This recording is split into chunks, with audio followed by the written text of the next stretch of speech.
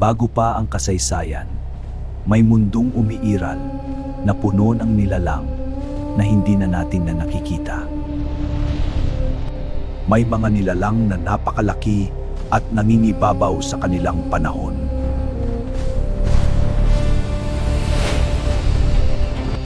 May paniniwala na ang tao ay minsang nabuhay kasama ang mga ito.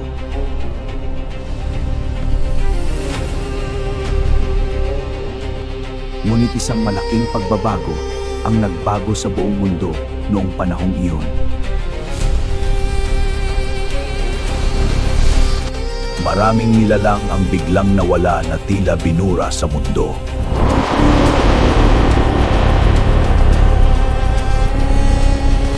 May paniniwala na ang tao ay minsan nabuhay kasama ang mga ito.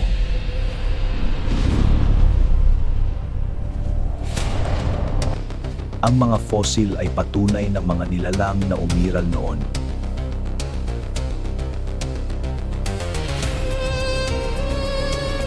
May mga teorya na isang sakuna ang nagdulot ng kanilang pagkawala.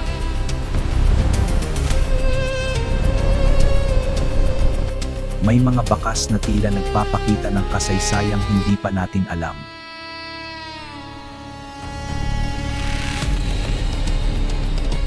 May mga nilalang na maaarang hindi pa tuluyang nawawala hanggang ngayon. Ang pagbabago ng kalikasan ay maarang dahilan ng pagkawala.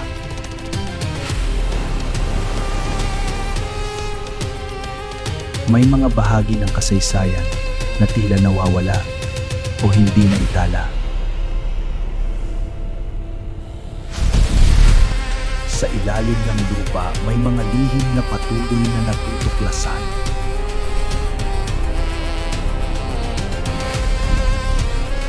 Ang mundong iyon ay naging anino na lamang ng ating kasalukuyan.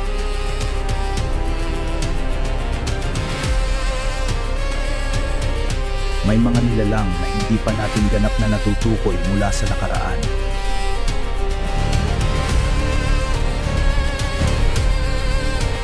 Sa bawat paghuhukay, may mga fossil na nagbibigay liwanag sa sinaunang mundo.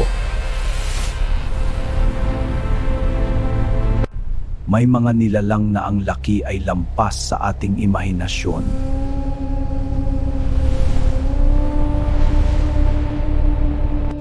Ang mundo noon ay puno ng buhay.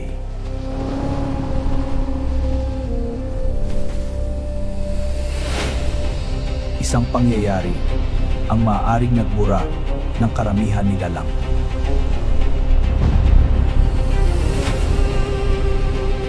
Ang mundong iyon ay tila nawala at napalitan ng ating kasalukuyan.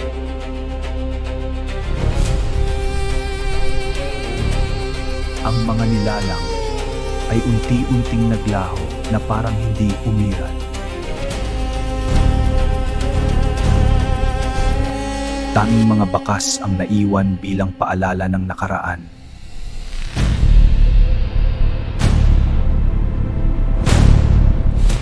Sa ilalim ng lupa, nakabaon ang lihim ng sinaunang buhay sa mundo.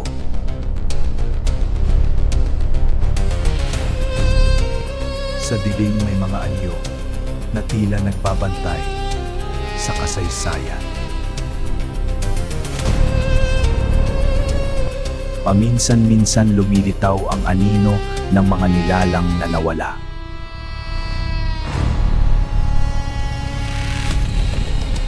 Ang mundong iyon ay tuluyang naglaho kasama ng kanilang pag-iral.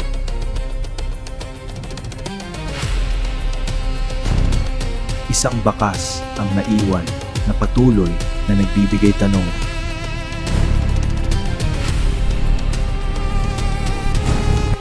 Kung may mundong nauna na hindi natin lubos kilala, ano pa ang lihim na hindi pa natutuklasan?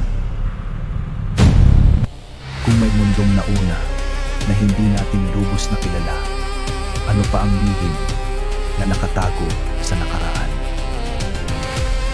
Sa mga lugar na hindi naaabot, may mga nilalang na hindi pa nakikita ng karamihan. May mga ulat ng kakaibang anyo na bigla na lamang nawawala.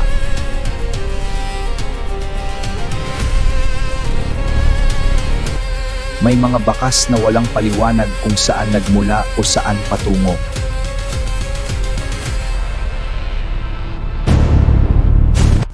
May mga kuhang video na nagpapakita ng nilalang na hindi matukoy.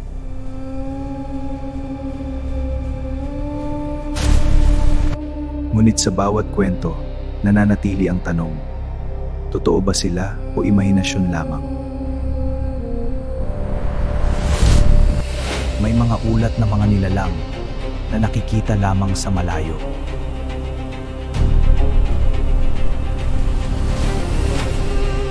Sa kagubatan may mga nilalang na hindi pa natutukoy hanggang ngayon.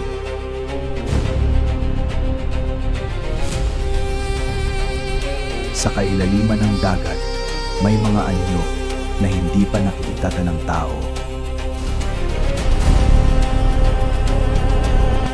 May mga nakakaranas ng biglaang engkwentro na hindi nila maipaliwanag.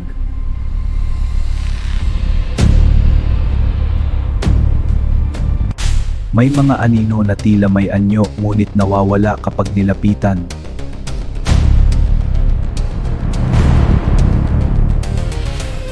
May mga nawawala na tila walang bakas kung saan sila napunta.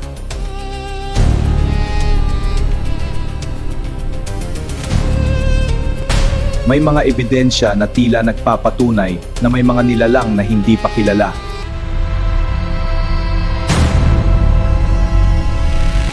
Kahit sa modernong panahon, may mga nakukuhang imahe na hindi maipaliwanag. Sa buong mundo, may mga ulat na tila konektado sa isa't isa. Ngunit ang katotohanan ay nananatiling nakabalot sa dilim. Sa dilim, may mga matang na tila nagmamasid sa bawat galaw.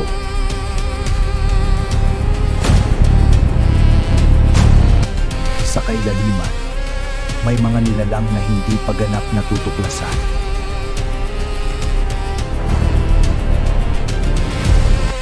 May mga anino na tila sumusunod ngunit nawawala kapag nilingon.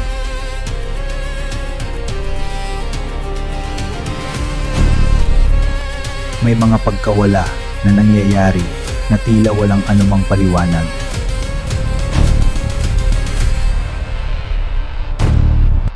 May mga anyo na hindi pa matukoy kung saan nagmula o ano ang layunin.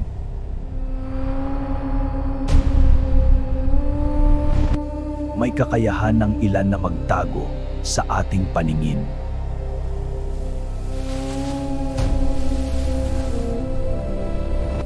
Ang mga nakikita ay bigla ring nawawala na parang hindi.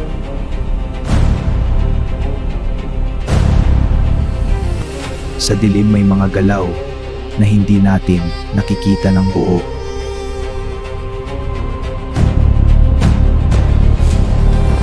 Sa modernong mundo, maaaring kasama pa rin natin ang mga nilalang na ito.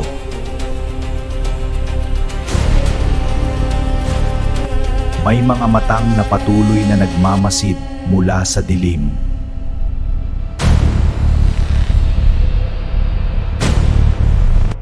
Paminsan-minsan lumilitaw ang mga anyo ngunit agad ding naglalaho.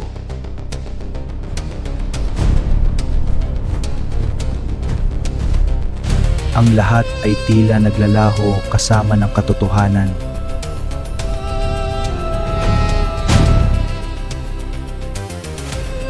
Isang misteryo ang nananatili na hindi pa nabubunyag.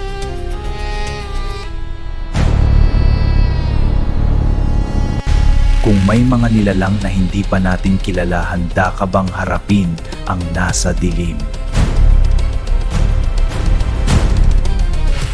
Kung may mga nilalang na hindi pa natin kilala, handa ka bang makita ang nasa dilim? Sa ilalim ng karagatan, may mundo na hindi pa ganap na natutuklasan. May mga nilalang na napakalaki na hindi pa nakikita ng tao.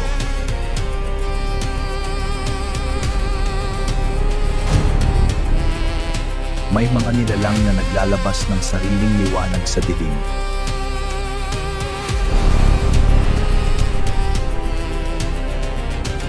May mga bahagi ng karagatan na hindi pa nararating.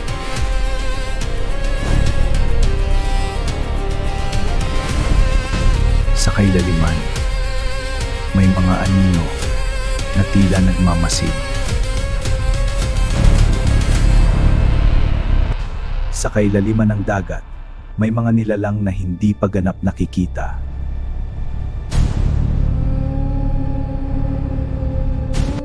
May mga lugar sa karagatan na hindi pa nararating.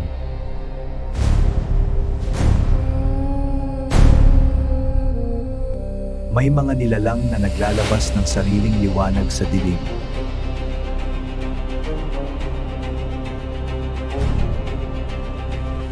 May mga anyo na napakalaki na hindi pa natutukoy.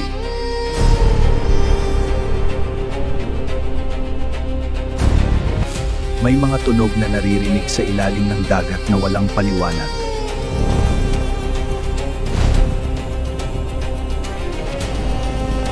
May mga guho ng lungsod na tila matagal nang nakalubog.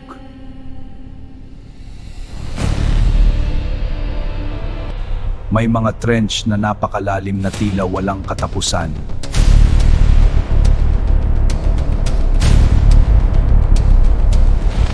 Sa modernong panahon, sinusubukan pa rin na tuklasin ang kailaliman.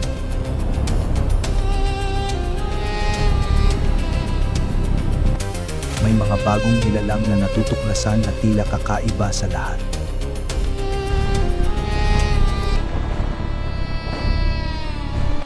Ngunit ang karamihan ay nananatiling nakatago sa dilim.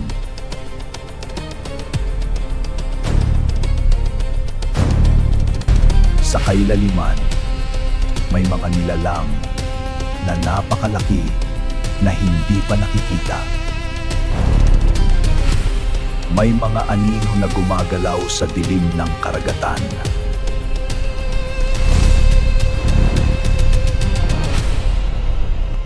May mga lungsod na matagal nang nakalubog sa ilalim ng dagat.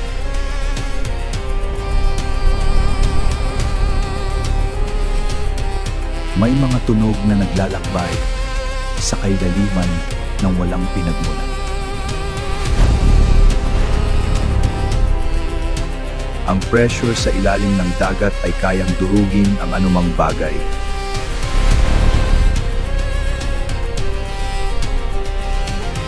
May kakayahan ang ilan na magtago sa dilim.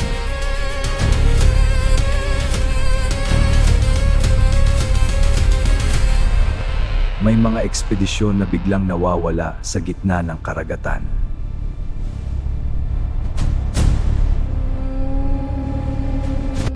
Sa dilim may mga galaw na hindi natin lubos nakikita.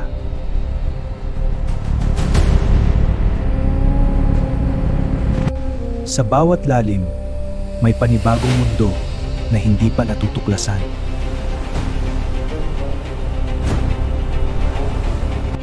May mga nilalang na napakalapit ngunit hindi pa rin nakikita.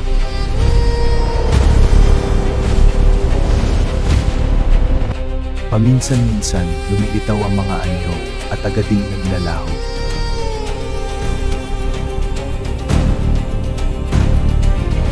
Sa huli, lahat ay nagtatapos sa isang dilim na walang hanggan.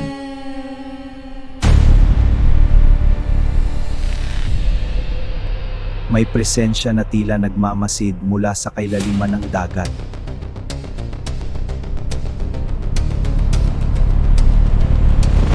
Kung ang dagat ay may tinatagong lihim, handa ka bang tuklasin ang nasa ilalim? Kung ang karagatan ay may tinatagong lihim, handa ka bang malaman ang nasa ilalim?